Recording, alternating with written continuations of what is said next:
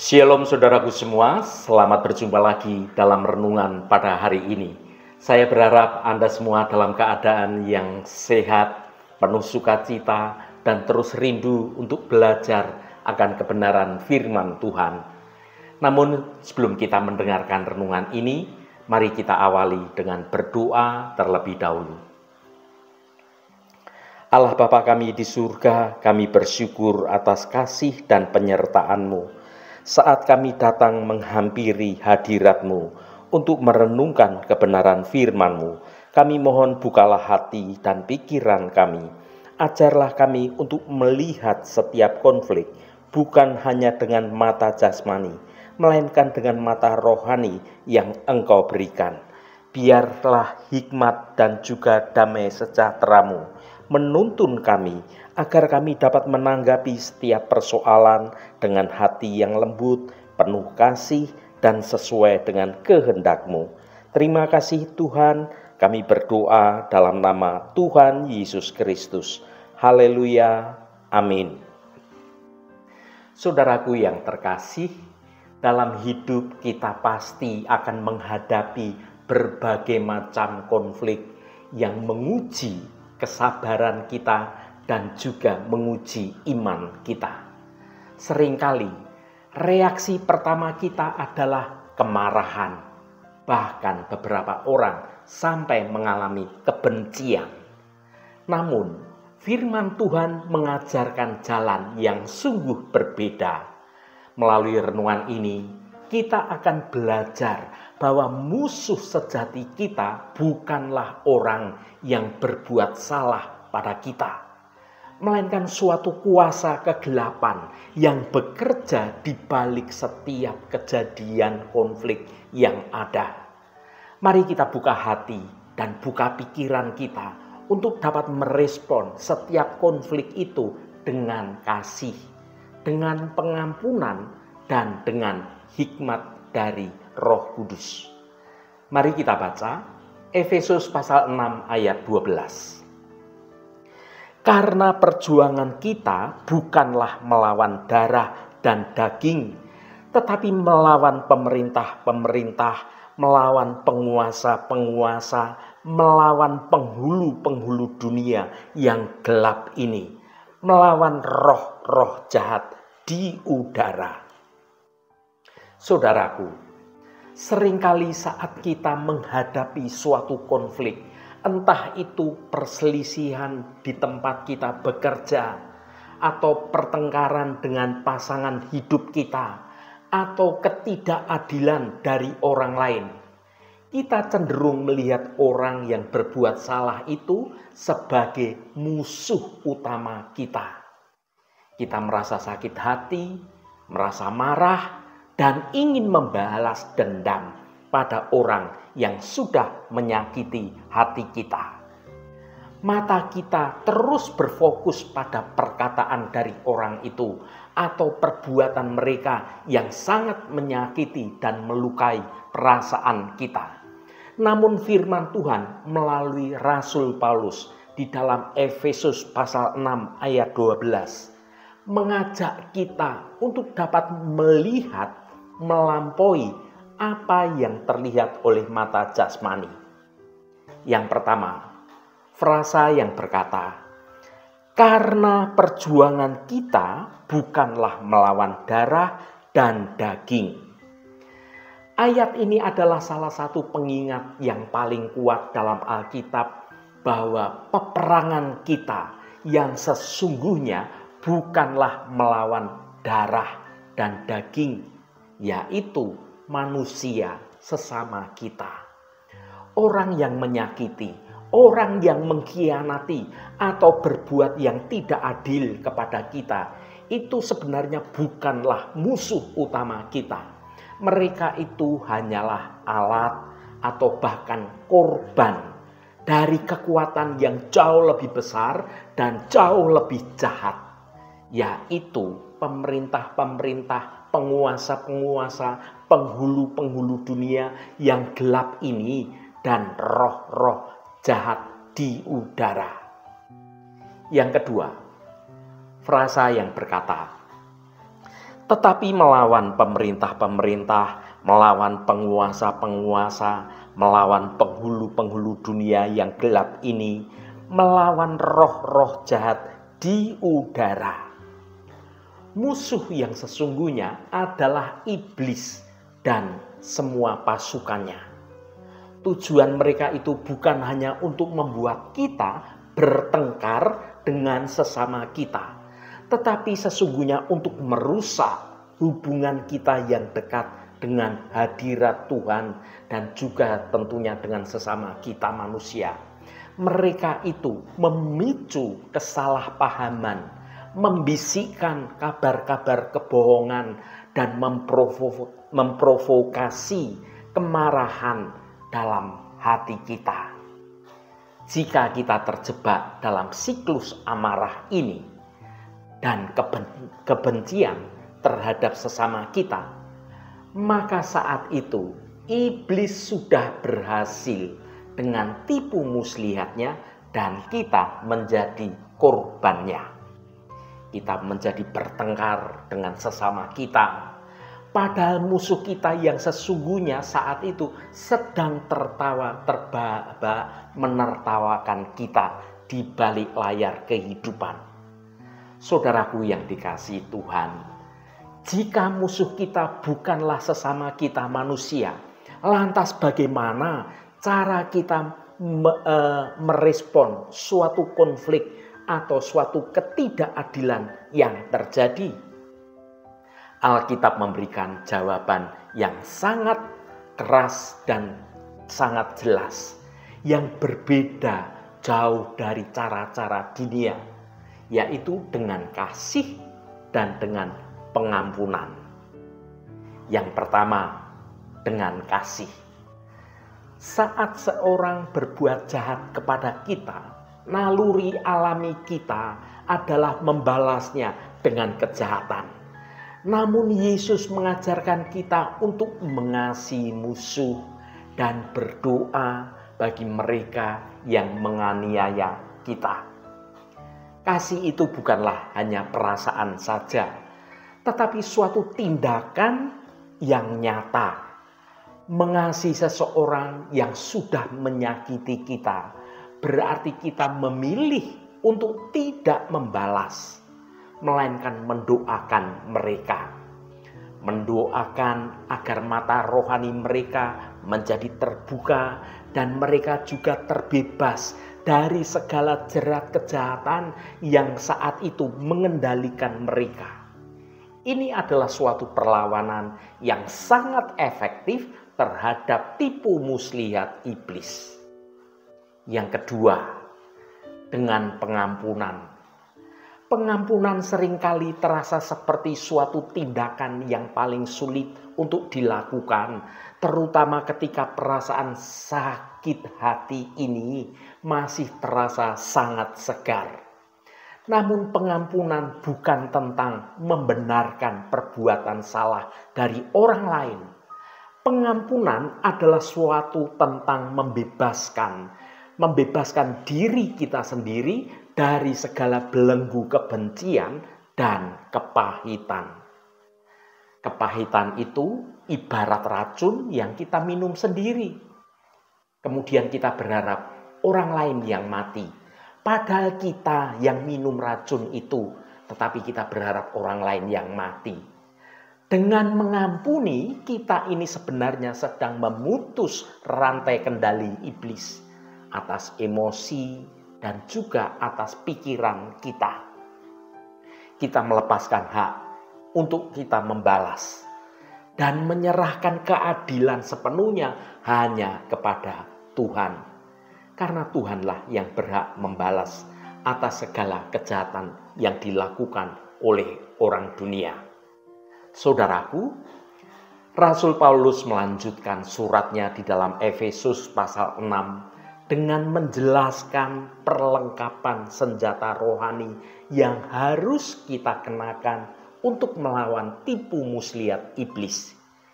Ini adalah alat-alat yang Tuhan berikan untuk kita berperang melawan musuh yang tidak terlihat. Yang pertama, kebenaran sebagai ikat pinggang. Musuh kita adalah bapa segala dusta. Maka untuk melawannya, kita harus hidup dalam kebenaran standar firman Tuhan. Yang kedua, keadilan sebagai baju sirah. Keadilan Kristus yang membenarkan kita adalah suatu perlindungan dari tuduhan-tuduhan si iblis. Yang ketiga, Injil damai sejahtera sebagai kasut. Kita harus siap untuk menyebarkan damai sejahtera, bukan malah menimbulkan perpecahan. Yang keempat, iman sebagai perisai. Iman kita kepada Kristus mampu memadamkan setiap panah api si jahat, yaitu soal keraguan, soal ketakutan, kecemasan, kekhawatiran, dan juga keputusasaan. Yang kelima, keselamatan sebagai ketopong. Keyakinan akan keselamatan kita di dalam Kristus melindungi pikiran kita dari segala serangan iblis. Yang keenam, firman Allah sebagai pedang roh. Ini adalah suatu senjata ofensif kita. Kita menggunakan firman Tuhan untuk menyerang semua kebohongan iblis dan sebagai benteng-benteng rohani yang kita bangun di sekitar kita. Saudaraku, dengan melihat konflik dari cara pandang Tuhan atau secara rohani, kita menyadari bahwa kemarahan dan juga kebencian hanyalah reaksi emosional yang justru menguntungkan musuh kita, yaitu iblis. Sebaliknya, dengan kasih, dengan pengampunan, itu semua adalah senjata rohani yang sesungguhnya, yang akan membingungkan semua musuh kita dan membawa suatu pemulihan dalam hubungan kita. Bayangkan saat Anda sedang berkonflik dengan seorang rekan kerja misalnya, yang seringkali menjatuhkan Anda atau menjelek-jelekkan Anda. Alih-alih membalas dengan kemarahan, dengan kebencian, maka renungkanlah kebenaran firman Tuhan yang sudah kita baca dalam renungan ini. Sadarilah bahwa orang ini mungkin saat itu sedang dikuasai oleh roh iri hati atau roh kebencian yang berasal dari iblis.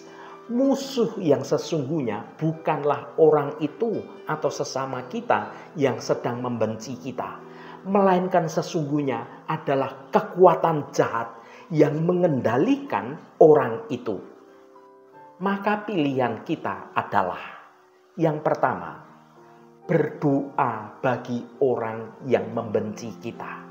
Mintalah Tuhan untuk mematahkan belenggu roh jahat itu yang ada di dalam hidup dari orang tersebut. Yang kedua, mendoakan diri sendiri. Mintalah Tuhan memberikan Anda suatu kekuatan untuk bisa mengampuni dan tidak membiarkan kepahitan merusak hati Anda. Yang ketiga, lakukan tindakan kasih meskipun kecil. Mungkin tawarkan bantuan atau ucapkan kata-kata yang baik kepadanya tanpa mengharapkan balasan apapun. Saudaraku yang diberkati Tuhan, tindakan-tindakan ini mungkin terasa sulit dan tidak masuk akal bagi orang-orang dunia, di mana kita dibenci, tetapi kita tetap mengasihi, tetap berbuat baik dan memberikan pengampunan. Tetapi itulah cara kita menjadi prajurit Kristus yang sangat efektif. Kita tidak bertempur dengan cara-cara dunia, melainkan dengan cara rohani. Perjuangan kita bukanlah untuk menang dalam suatu argumen atau membalas sakit hati kita, tetapi untuk mematahkan kuasa kegelapan dan membawa terang Kristus kepada sesama kita. Marilah kita selalu mengingat bahwa setiap kali kita tergoda untuk membalas kejahatan dengan kejahatan, kita sebenarnya sedang menyerah pada musuh kita ketika kita dijahati dan membalasnya dengan kejahatan. Saat itu kita sebenarnya sedang kalah, karena kita terjebak dalam permainan si jahat, yaitu iblis. Namun setiap kali kita memilih dengan kasih, memberi pengampunan, maka kita sedang berjuang dalam peperangan rohani yang sesungguhnya. Dan di sanalah kemenangan sejati ditemukan dalam hidup kita. Karena Kristus telah lebih dahulu mengalahkan semua penghulu-penghulu dunia yang gelap. Haleluya. Tuhan memberkati kita semua. Mari kita tutup renungan ini dengan berdoa. Tuhan Allah Bapa kami yang penuh kasih, saat kami menghadapi konflik dan ketidakadilan, seringkali kami tergoda untuk membalas dengan amarah dan juga dengan dendam. Hati kami terasa sakit dan sulit bagi kami untuk dapat memberi pengampunan. Namun hari ini kami datang kepadamu dengan rendah hati, memohon hikmat-Mu. Ajari kami untuk melihat melampaui apa yang tampak. Ingatkanlah kami ya Bapa, bahwa perjuangan kami bukanlah melawan manusia, melainkan melawan kuasa kegelapan yang bekerja di baliknya. Bantulah kami untuk dapat mengasihi mereka yang melukai hati kami, dan tetap mendoakan mereka yang sudah berbuat tidak adil kepada kami. Berikanlah kami hati yang penuh pengampunan seperti Kristus. Semoga kasih-Mu mengalir melalui kami, mematahkan rantai kebencian dan membawa damai di tengah-tengah perselisihan yang terjadi. Terima kasih Tuhan, Roh Kudus yang akan menolong kami untuk kami sungguh-sungguh mau mendengar kehendak-Mu dan rancangan-Mu terjadi dalam hidup kami. Tuhan, berkatilah kami di sepanjang hari ini, dalam segala tugas dan aktivitas kami, dalam studi dan pekerjaan kami, dalam pelayanan kami, dalam usaha kami, dan dalam segala hal. Tuhan akan berkati, dan kami memiliki hidup yang menyenangkan hati Tuhan, dan hidup kami dapat menjadi berkat juga bagi sesama kami. Tuhan, secara khusus kami berdoa untuk saudara-saudara kami dimanapun berada, yang saat ini sedang menderita sakit atau sedang mengalami pergumulan dalam hidupnya. Kami mohon jamahan-Mu dalam nama Tuhan Yesus Kristus. Kuasa penyembuhan boleh terjadi pada saudara-saudara kami yang sedang sakit. Jamahan dan lawatan Engkau juga terjadi pada saudara-saudara kami yang saat ini sedang dalam pergumulan berbagai macam persoalan dan tekanan hidup. Engkau bukakan jalan keluar bagi mereka agar hidup mereka boleh menikmati berkat-berkat kemurahan-Mu. Berkati mereka yang hari ini berulang tahun Tuhan. Engkau tambahkan 1 tahun lagi. Terima kasih buat anugerah-Mu, umur panjang di tangan kanan dan kekayaan serta hormat di tangan kiri. Berkat Tuhan mengalir bagi setiap mereka yang hari ini berulang tahun. Terima kasih Tuhan. Segala hormat, pujian, dan ucapan syukur hanya bagi nama-Mu Allah yang kudus. Saudaraku, mari kita berdoa. Bapa kami. Bapa kami yang di surga, dikuduskanlah nama-Mu, datanglah kerajaan-Mu, jadilah kehendak-Mu di bumi seperti di surga. Berikanlah kami pada hari ini makanan kami yang secukupnya, dan ampunilah kami akan kesalahan kami, seperti kami juga mengampuni orang yang bersalah kepada kami.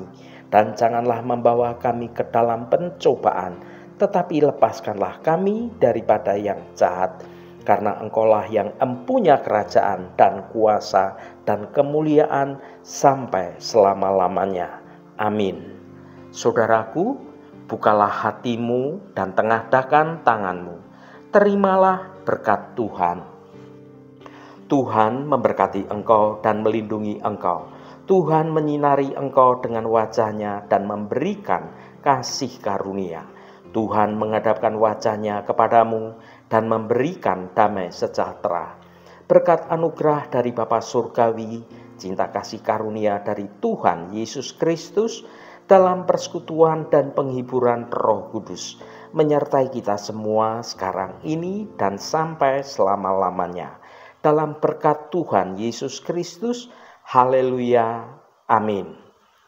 Puji Tuhan saudaraku semua, saya percaya firman Tuhan hari ini sudah menjadi berkat yang akan menuntun hidup kita semua. Saudaraku, saya sangat senang sekali dan berterima kasih jika Anda berkenan memberikan komentar pada konten video ini dan bagikan renungan ini pada teman dan sahabat Anda agar mereka diberkati juga melalui renungan ini. Terima kasih saudaraku, sampai bertemu kembali. Shalom, Tuhan memberkati.